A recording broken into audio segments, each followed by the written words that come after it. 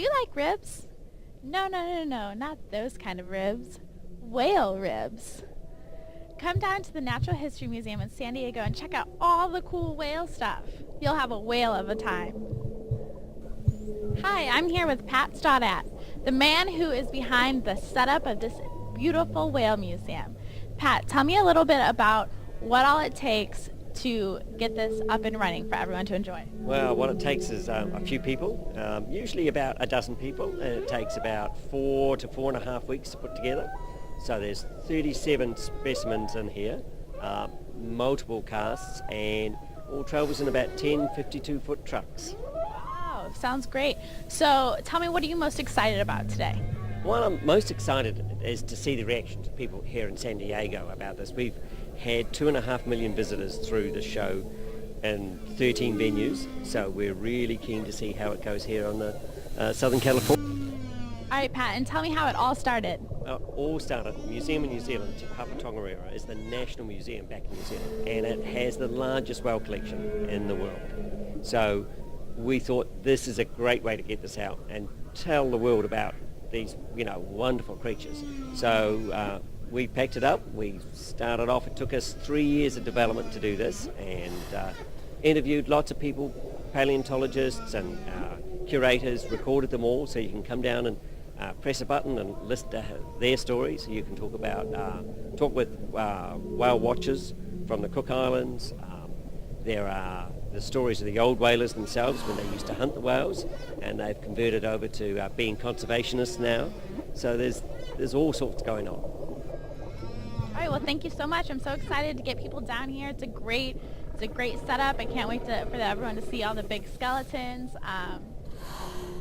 Yeah, well, it opens tomorrow, Saturday, and it'll run through to Labour Weekend, September 5th, and it's free with general admission into the museum. So, yeah, I encourage everybody to take the opportunity. All right, perfect. Thank you so much. All right, I'm here with Tom, who's a paleontologist. Tom, what can you tell me that's special about whales?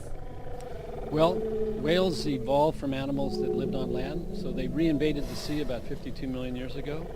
And so as a paleontologist, I'm interested in studying that evolutionary history. But what's interesting, when you look at modern whales like this sperm whale behind us, they carry within their body this evolutionary story that's really quite amazing. I know if you look at the flipper, it has fingers.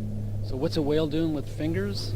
Well, its ancestors had fingers that they used for locomotion. These whales use their fingers as part of a paddle for steering. So it's an adaptation to life in the sea from an animal that started out on land. That's really amazing. Tell me, what are you most excited about the exhibition? Well, it brings a lot of skeletons onto display. I mean, it's not often that you get to look at a bull sperm whale skeleton next to a female sperm whale skeleton. And then elsewhere in the exhibit, there's all these wonderful exhibits, displays of different kinds of skeletons. So you can get a general sense of how diverse this, what we call whales today. Most people think of whales, they think of big whales, but whales include dolphins and porpoises. So they range from blue whales that are 100 feet long to Hector's dolphins that are like 4.5 feet long. So quite a range in size and shapes, and the skeletons in the exhibit really kind of, I think, illustrate how diverse these animals really are. Which whale do you find most interesting and why? Well, around the corner there's this animal called a pygmy sperm whale. A pygmy right whale. And they only occur in the southern hemisphere, but it's a really bizarre animal that has this strange evolutionary history that we really haven't quite been able to solve. And so to be able to look at that skeleton, because we don't have them here in the northern hemisphere, so to be able to look at that skeleton and include it in some of the research that I'm doing here at the museum is exciting. So that's my favorite specimen, at least today. Perfect. Everyone needs to get down here and check out these bones. They're crazy, right? Yeah. Well, it's a big animal, right? Yeah, it's a very big animal. Come down here to the Natural History Museum in Balboa Park. It's gorgeous, and hopefully you'll get to meet Tom. Yes, exactly. All right, thank you so much, Tom. Sure. Hi, and I'm here with Moana. Moana, please tell me your connection to whales. tēnā koe. My connections to whales goes back to our ancestry. So back in the days of the time before I was born, our people used to, when the whales used to land, used to use all the resources from it in terms of eating the meat. And we did lots of other things with oil, adhesives that come from the whale. Also in front of me you will see some of the what we call Māori taonga artefacts that we used back in the time of our people, our tribes, which today we call iwi, throughout the North and South Island, Aotearoa. And here in front of me you have some weaponry that were made out of the jawbone of a sperm whale. So in fact you've got things like a hoi, a hoiroa, a pātiti, hand weapons, kotiate, wahika.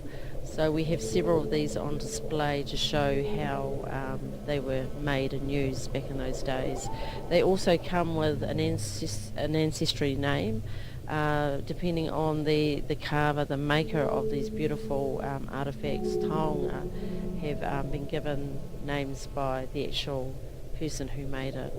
On the other side of this pātaka we have adornments made out of whalebone, combs called heru, adornments that you wear around your neck like the heitiki, koropepe, and also some beautiful niho, which we call the worm, the whale's sperm, teeth, which we used ceremonially.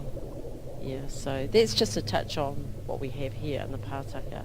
Behind us we have a lot of the instruments that were used, as you see, the iron, and also the lance that we use for catching the whale.